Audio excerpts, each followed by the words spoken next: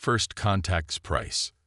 The stars hung like distant jewels in the viewport of the Magellan Deep Space Observatory. Dr. Sarah Chen adjusted her instruments, focused on an unusual signal that had caught her attention 3 days ago. After 15 years of scanning the cosmos for signs of intelligent life, she might have finally found something real. "Control, I'm seeing some unusual patterns in the gamma spectrum," she reported, fingers flying across her holographic interface. "The signal appears to be moving closer." The reply from Mission Control came with a slight delay. Even at the edge of the solar system, light-speed communications took their toll. "Copy that, Doctor. Continue monitoring and maintain protocol." Sarah smiled. Protocol meant documenting everything, which she'd been doing religiously since detecting the first anomaly. The signal defied natural explanations. It showed signs of artificial modulation, complex patterns that couldn't occur randomly. First contact was humanity's dream, and she might be the one to make it reality. The signal grew stronger over the next few hours. Sarah's excitement turned to concern as her instruments began detecting mass readings. Whatever was generating the transmission was massive, and it was decelerating. "Control, I'm getting substantial mass readings now. Multiple objects, largest approximately 3.2 kilometers in length. They're slowing down." Her voice remained steady, professional, even as her heart raced. The response took longer this time. "Dr. Chen, we're seeing the same readings. Please begin emergency shutdown procedures and prepare for immediate evacuation." But it was already too late. The first ships dropped out of faster-than-light travel directly ahead of her station. They were angular, predatory shapes of dark metal and pulsing energy fields. Sarah's instruments screamed warnings as targeting systems locked onto the Magellan. "Control, we have visual contact. Multiple vessels, definitely artificial." She kept broadcasting, kept recording, even as energy readings spiked. "They're charging weapons." Her last transmission was cut short as the lead alien vessel fired. The beam of coherent energy struck the Magellan with surgical precision, vaporizing the observation module where Sarah worked. The rest of the station followed moments later, scattered into atoms across the void. The aliens had made their introduction to humanity. They had no interest in peaceful first contact or diplomatic exchanges. They had found a primitive species dabbling in space travel, and their response was instantaneous and brutal. But they didn't understand what they had just done. Deep beneath the Rocky Mountains, in a facility that officially didn't exist, alarms blared. General Michael Torres stared at the feed from humanity's most advanced sensor network as it showed the destruction of the Magellan station. His weathered face hardened as he watched one of Earth's brightest minds obliterated without warning or provocation. "Get me the Security Council," he ordered, voice cold, "and begin Operation Mastiff." The aliens thought they had found an easy target, a primitive species barely reaching into space. They had no idea that humanity had been preparing for this moment for decades. They didn't know about the hidden fleets, the advanced weapons, or the terrible resolve of a species that had spent its entire history fighting to survive. Sarah Chen's death would not go unanswered. Humanity was about to show the galaxy why you don't provoke a species that had clawed its way up from the mud by outlasting everything that tried to kill it. The war for Earth's survival was about to begin. But the aliens would soon learn that humans didn't just fight wars, they won them. Project Prometheus awakens. Deep within the Cheyenne Mountain complex, General Torres stood before the assembled Joint Chiefs and Security Council members on the holographic display. The room hummed with barely contained tension as satellite feeds showed alien vessels spreading through the outer solar system. "Ladies and gentlemen, 25 years ago, we discovered something that changed everything." Torres gestured, and a new hologram appeared. A massive underground facility carved into the bedrock of Antarctica. While drilling ice cores, we found technology that proved we weren't alone in the universe. More importantly, it proved we weren't ready for what was out there. The facility's schematics rotated, showing vast assembly bays and research laboratories. Project Prometheus was born that day. We've spent 2 decades reverse engineering alien technology and combining it with human innovation. We didn't just copy their work, we improved it. The image shifted to show a massive warship under construction. Its lines were sleek but distinctly human, a fusion of alien technology with humanity's own aesthetic and engineering principles. The UNSS Hyperion is our answer to any hostile force that thinks Earth is an easy target. But it's not just a warship, it's humanity's declaration that we will not go quietly into the night. Admiral Sarah Chen, the sister of the murdered scientist, stepped forward. Her eyes burned with controlled fury as she addressed the council. My sister died trying to make peaceful first contact. These aliens responded with unprovoked violence. Now they'll learn what happens when you wake a sleeping giant. The Hyperion was unlike anything humanity had publicly acknowledged building. Nearly 4 kilometers long, it incorporated technology that had been developed in absolute secrecy. Its hull was made of metamaterials that could adapt to different types of weapons fire. Its engines used principles of physics that most of the world's scientists didn't even know existed. But its most powerful weapon wasn't its advanced technology. It was its crew. Humans selected from every nation, trained in secret, ready to defend their planet with the ingenuity and determination that had defined their species since they first looked up at the stars and dreamed. As the alien fleet approached Mars, establishing a blocking position that would cut Earth off from the rest of the solar system, the Hyperion prepared for launch. In underground bases across the planet, smaller craft were being readied, corvettes, frigates, and fighters that would support humanity's flagship. They think they're hunting prey. Admiral Chen briefed her crew as they boarded the massive vessel. They're about to discover they've stumbled into a predator's den. The Hyperion's launch was like nothing Earth had seen before. The Antarctic ice sheet split open as the massive ship rose on columns of blue fire, its stealth systems already engaged. To the alien fleet's sensors, it would appear as nothing more than a sensor ghost, a glitch in their systems. But it was very real, and it was coming for them. In the ship's command center, Admiral Chen watched as her crew took their stations. They were the best humanity had to offer: pilots, engineers, tactical officers, and scientists from every corner of the globe. Each had trained for years for this moment, using simulators based on the recovered alien technology. All stations report ready, her XO announced. Chen nodded, her expression grim but determined. Begin Phase 1. Let's show these aliens that humanity is not as helpless as they think. The Hyperion accelerated out of Earth's atmosphere, its revolutionary engines barely straining as they pushed the massive ship to speeds that should have been impossible. Behind it, the first wave of Earth's defense fleet emerged from hidden bases across the planet. Humanity had been preparing for this day for 25 years. Now, they would show the galaxy why you should never underestimate a species that had survived ice ages, plagues, and their own destructive potential. The real war was about to begin.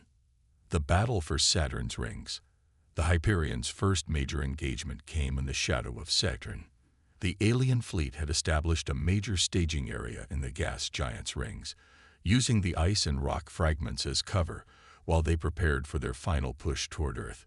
They never expected an attack this far out in the solar system, and that was exactly why Admiral Chen chose this moment to strike. Multiple contacts, Lieutenant Rodriguez reported from Tactical, counting 37 major warships and approximately 200 support vessels. They're still maintaining standard patrol patterns. Admiral Chen studied the tactical display, her expression focused. The alien vessels were arranged in a defensive sphere, their energy signatures indicating they were operating at minimal power. They felt safe here, protected by distance and their own technological superiority. That assumption was about to cost them dearly. Deploy the ghost drones, Chen ordered. The Hyperion's launch bays opened silently, releasing swarms of autonomous vehicles barely larger than fighter craft. These were humanity's answer to alien sensor technology, devices that could project false sensor readings and manipulate enemy targeting systems. Ghost swarms away, Rodriguez confirmed. beginning electronic warfare protocols. The alien fleet's formation suddenly erupted with confusion as their sensors detected hundreds of phantom ships appearing throughout Saturn's rings. Energy signatures popped up and vanished, making it impossible to distinguish real threats from false ones. That's when the Hyperion struck. The massive warship's metamaterial hull absorbed virtually all sensor emissions as it glided through the debris field. Its first shot, a concentrated beam of exotic particles developed from the recovered alien technology, struck the enemy flagship before they even knew they were under attack. The alien vessel's shields flared brilliantly before collapsing, and its hull cracked open like an egg. "All units, execute attack pattern Delta," Chen commanded. The rest of Earth's fleet dropped their stealth systems and opened fire. Smaller human vessels darted between the massive alien ships, their weapons precisely targeting vital systems identified during years of studying the recovered technology. The aliens responded with overwhelming force, but their attacks were uncoordinated. The ghost drones continued to wreak havoc with their sensors, making it impossible to effectively target the human ships. Energy beams and plasma torpedoes shot through empty space, while Earth's vessels struck with surgical precision. Multiple enemy vessels attempting to reform their battle line, Rodriguez reported. They're trying to consolidate their defensive fire. Chen allowed herself a grim smile. Exactly as expected. Execute Phase 2. The debris field around them suddenly came alive. What the aliens had dismissed as simple chunks of ice and rock revealed themselves to be carefully disguised weapons platforms. Humanity had spent years seeding Saturn's rings with these automated turrets, preparing the battlefield long before the enemy arrived. The crossfire was devastating. Caught between the advancing human fleet and the hidden defense platforms, the alien formation began to break apart. Ships tried to retreat, only to find their faster-than-light drives wouldn't activate. Another gift from humanity's ghost drones. Enemy flagship is launching escape pods, Rodriguez announced. Detecting multiple distress calls. Let them run, Chen ordered. I want survivors to report back to their command. They need to understand exactly what they're dealing with. The Battle of Saturn's rings lasted less than 3 hours. When it was over, the largest alien fleet in the solar system had been reduced to scattered debris. Human casualties were minimal.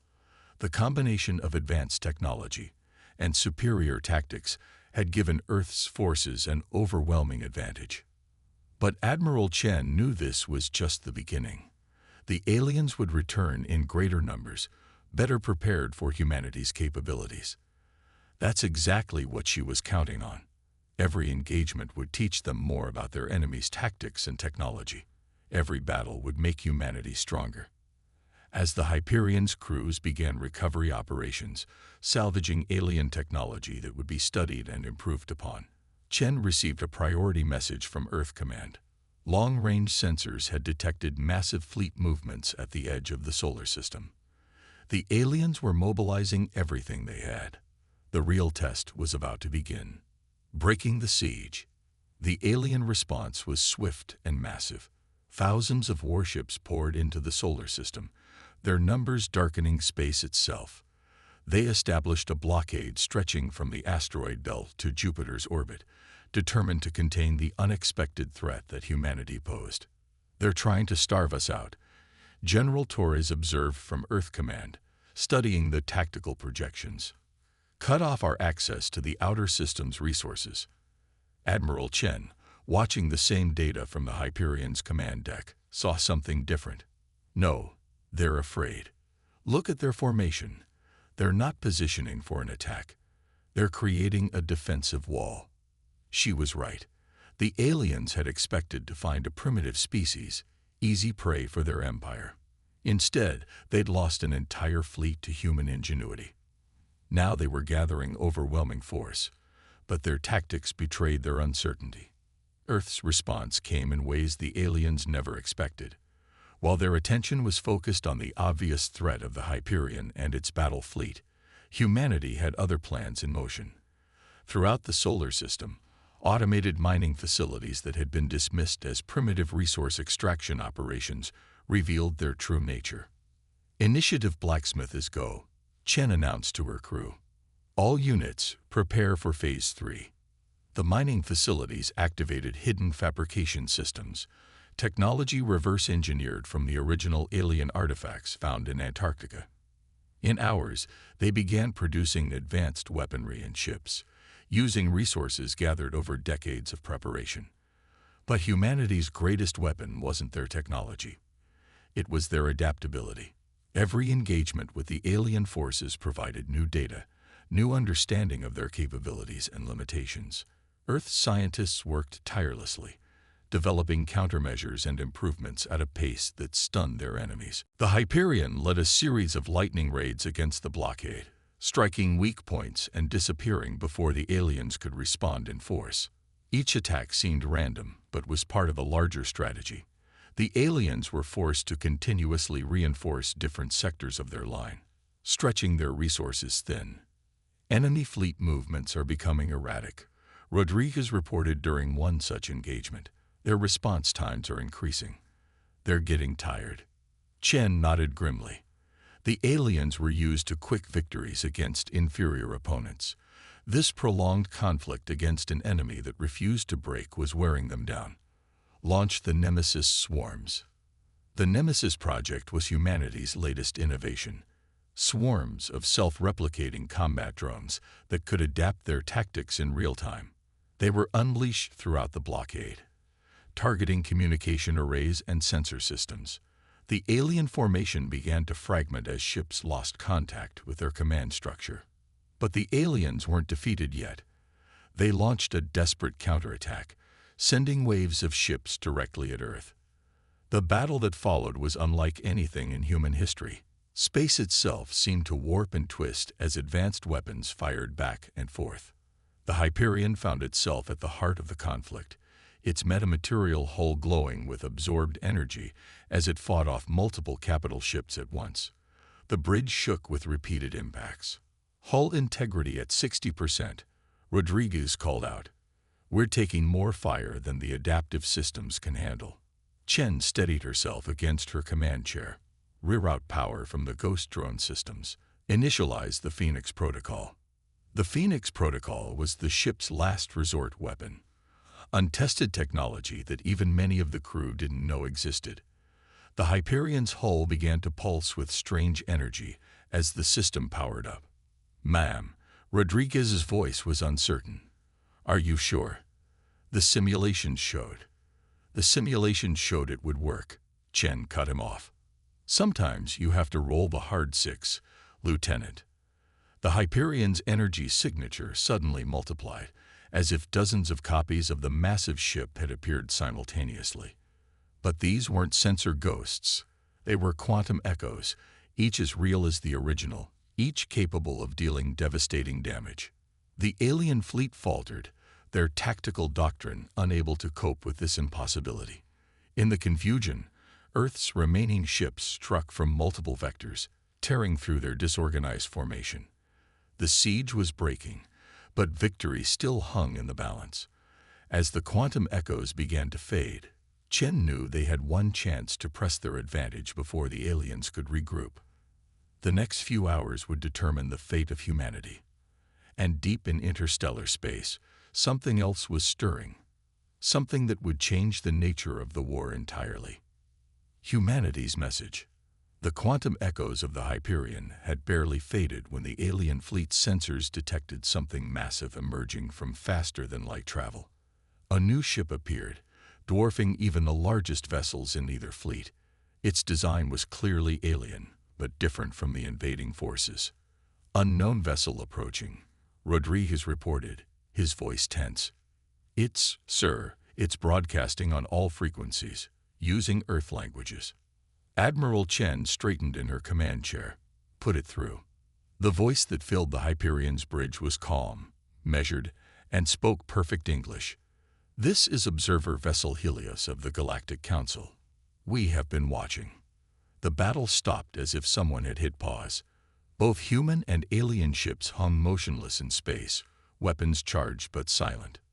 Humanity was meant to be a test subject, the voice continued. The Galactic Empire, finally, they had a name for their enemy, was tasked with evaluating their species' response to external threat. They exceeded their mandate. The death of Dr. Sarah Chen was unauthorized and unforgivable. Chen's hands gripped her armrests tightly. Her sister's death had been part of some cosmic experiment. But the results of that transgression have proven illuminating. In less than 30 years, you took recovered technology and not only mastered it but improved upon it in ways we thought impossible. You developed strategies that our military theorists are still struggling to understand. You demonstrated innovation, determination, and an unrelenting will to survive. The massive vessel moved between the opposing fleets. The siege is over. The Galactic Empire will withdraw from this system immediately or face sanctions from the Council. The alien blockade began to break up, ships jumping to faster-than-light traveling groups. Within hours, only the Council vessel remained with Earth's fleet. Admiral Chen, the voice addressed her directly. The Council extends an invitation to humanity, not as subjects or subordinates, but as equals. Your species has demonstrated qualities that the galaxy desperately needs. Chen looked around her bridge, at the crew that had fought so hard to defend their home. And if we decline, then we will respect your choice and withdraw. The solar system will be marked as sovereign human territory, protected by Council law. The choice, as you have earned, is entirely yours. Chen smiled for the first time since the war began. I'll relay your invitation to Earth's governments. But first, I have a request. Speak. The technology we developed, the strategies we created, we did it all to defend ourselves. But now that we know what's out there, we want to make sure nothing like this happens to another developing civilization. We want to help protect them, guide them, give them the chance to determine their own path. There was a long pause from the Council vessel. You wish to become watchers of the younger races. We wish to become their defenders. Humanity knows what it means to face overwhelming odds, to be seen as primitive and powerless. We want to ensure that no other species has to face that alone. The response, when it came, held a note of what might have been respect. Your request will be granted. The Council recognizes that humanity's perspective would be valuable in such matters. In the months that followed, Earth began to change. The secret technologies developed for war were adapted for peace. The Hyperion and its sister ships became the core of a new fleet, not just for defense, but for exploration and protection. Dr. Sarah Chen's death had sparked a war, but her legacy would be one of hope. Humanity had proven itself not just through its ability to fight, but through its determination to protect others. The galaxy had intended to test humanity's readiness for a larger universe. Instead, humanity had tested the galaxy's readiness for them. Admiral Chen stood on the Hyperion's observation deck, watching Earth grow smaller as they embarked on their first official mission as part of the Galactic Council. They were heading to a distant star system, where another young civilization was just beginning to reach for the stars. Ready to meet the neighbors? Her XO asked. Chen nodded, thinking of her sister who had died trying to make peaceful first contact. More than ready. It's time to show the galaxy what humanity can really do. The Hyperion jumped to faster-than-light travel, carrying with it humanity's message to the stars. That strength wasn't just about power or technology, but about the will to use them wisely. That the true measure of a civilization wasn't in its ability to conquer, but in its determination to protect. And that sometimes, the species you dismiss as primitive today might just be teaching you tomorrow.